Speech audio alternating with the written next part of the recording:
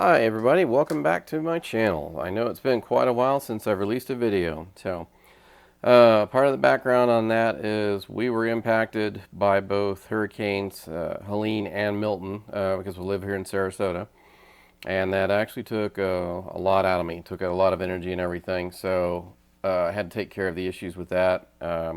It just took a while. So anyway, you guys don't need to hear all the boring details about all that. So this is my next project. This is what I'm working on. Changing format a little bit, trying this a little differently. So I've already done a lot of the work on this one. And I'm going to be focusing more probably on the detail painting than assembly. So this is based on basically it's the 66 Pontiac GTO by Revell, the 1998 kit. So this one I actually bought about 10 years ago, and it's been sitting on a shelf and following me for a long time. I just never really got to it. So when I got it, I originally wanted to do something completely different. I wanted to do a post-apocalypse / collapse build. So you know, the kind of post-economic breakdown, however you want to look at it. So not quite as far out as Mad Max has gotten, to where it's completely, everything is gone, rusted out, there's nothing left.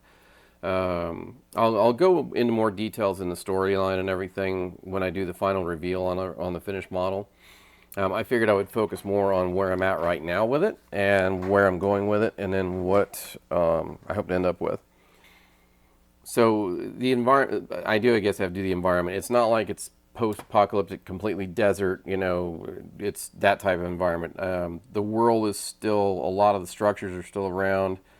It's only, I'm thinking, 6 months to a year into the collapse. So there's still a lot of people left, but, you know, law and order is kind of more of a convenience than any more. You know, the governments, a lot of governments have collapsed. There's private organizations that have like banded together, you know, different things. Anyway, so I wanted a car that you want that old school. He's always wanted the old school muscle car, and the biggest thing is taking the existing engine and souping it up. So I didn't have they did have a 389 engine with this, but I didn't have a way to attach a blower to it and everything. I don't have that kit, and I didn't want to do a lot of serious modifications. So the biggest thing is a strong engine. So this is actually a Chevy engine out of the 29 Roadster. So this is the blown, kind of more modern, whatever. The assumption I'm going off of is that it did have the Pontiac 389 in it, and then he threw a blower with dual carbs onto the Pontiac engine, so he wanted to keep it a Pontiac. All you're really going to see is going to be is pretty much the blower up. So I'm not going to do a super detailed job on everything. I do need to detail the carbs out a little bit with linkages and stuff before I paint it. So I am going to try to do a couple of fuel lines and maybe the linkage on that part, because you'll be able to see that out of the hood. So I'm not quite sure on that one yet. But anyway, upgraded power plant. As you can see, I've already cut a hole in the hood to match it up. So basically, you know, we did it shade tree mechanic wise, garage mechanic wise. So you're only going to see about that much sticking out of it. So anyway, I'm not going to worry about doing super detailing on the bay, because I'm going to be displaying this as a closed hood. But I wanted to have at least the basic engine in there and stuff. I had to modify the transmission a little bit to be able to fit into the chassis. So in thinking about that with the chassis, it was like, okay, so I want to be able to get around. I want to be able to use that power. So there's still streets, there's still dirt roads, there's still grass fields, all that kind of stuff. So the thing was, okay, there's got to be a way to soup this up and make it more robust. I mean, the GTOs are great, but I mean, I'm not going to take it off-road or off-country road. I want to be able to drive just about anywhere and not have to worry about it within reason. So I deliberately bought the Firestone truck kit so that I could use the off-road parts and different bits and pieces. So what I've already used out of this one is I went ahead and did a swap on the on the rear differential, and switched it to both a leaf spring with shock type system. But that way it gives it a little bit more room, a little bit more lift, and then that way you could use the off-road tires. And I figured the easiest way to do a practical swap is to swap the whole, literally, rear end. So I didn't even use the GTO rear end. I used the rear end and the leaf springs and the shocks, the leaf springs out of the Firestone kit. So now it has an upgraded rear end. And that way it would also fit the off-road tires. And they fit in really well with the rears. I did have to modify the body just a touch to make them fit just a little bit better. I wanted to give it a little more room. So the stock is a stock front end for the GTO. There was nothing wrong with it, so it's good.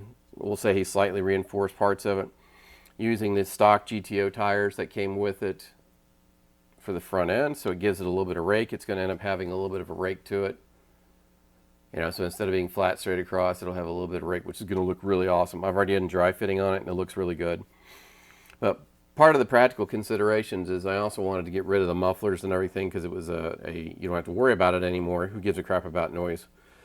So I don't know, I think I used the headers from this kit on something else because I couldn't find the headers or anything. But again, you're not going to see them anyway, so I'm not having to worry about fitting headers into it, into the chassis. But I did have to carve out a section of the chassis here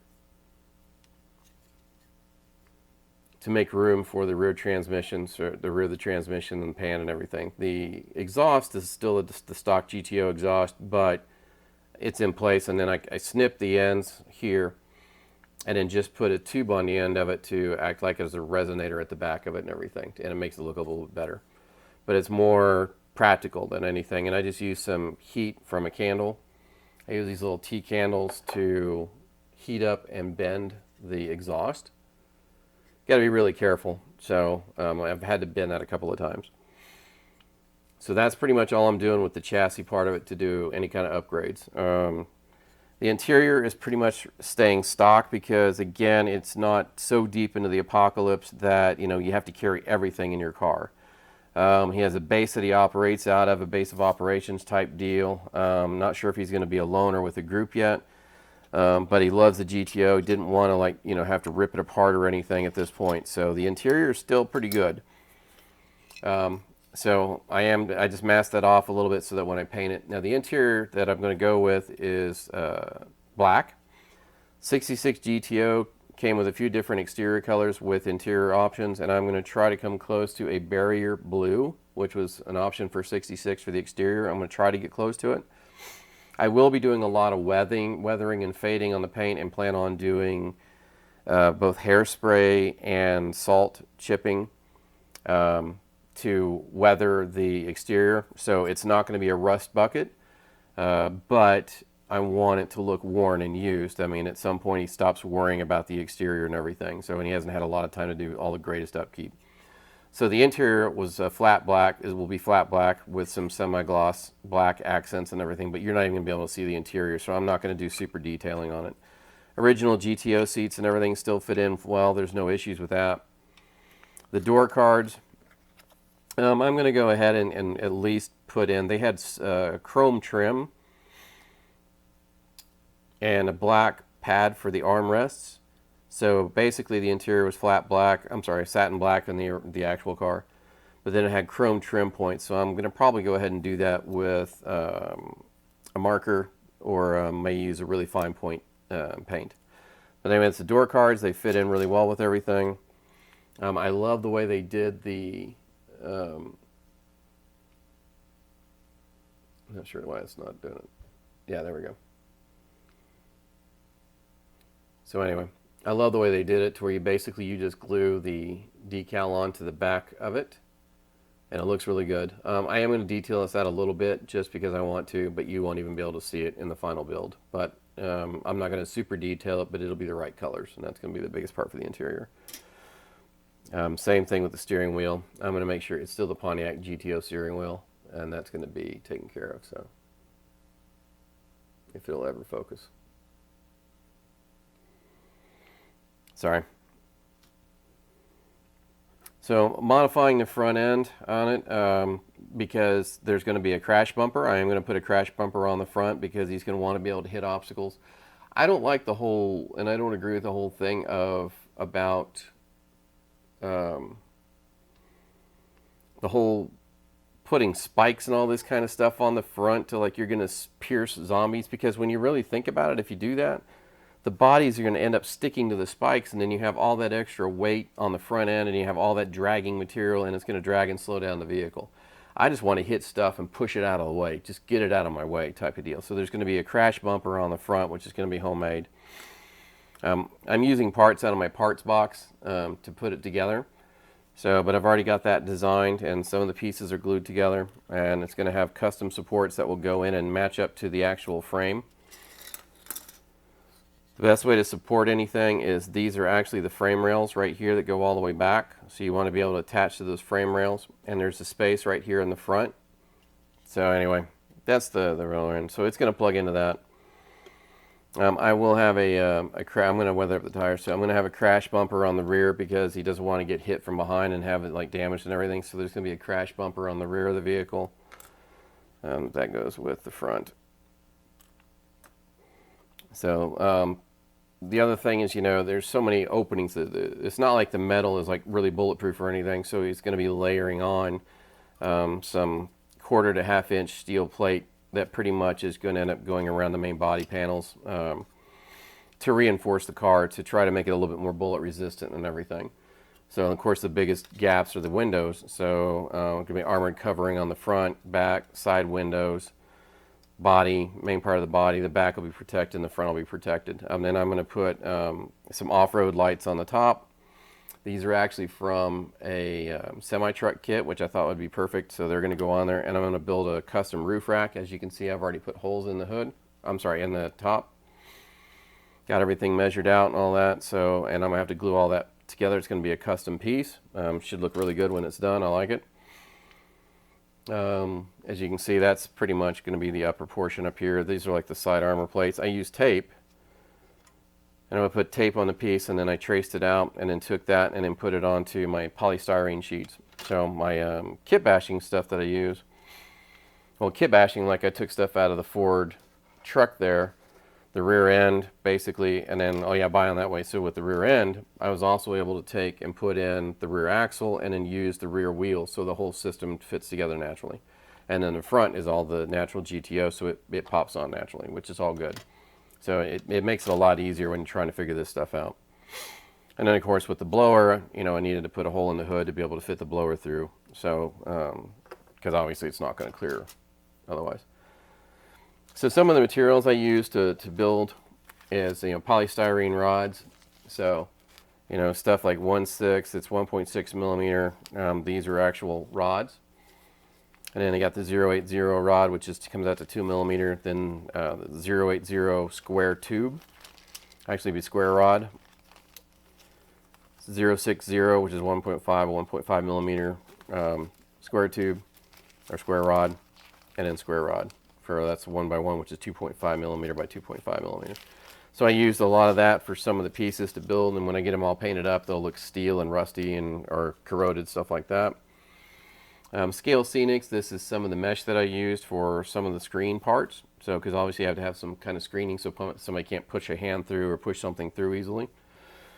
Polystyrene sheets, you can buy these packs at a lot of different places. Evergreen Scale Models does it.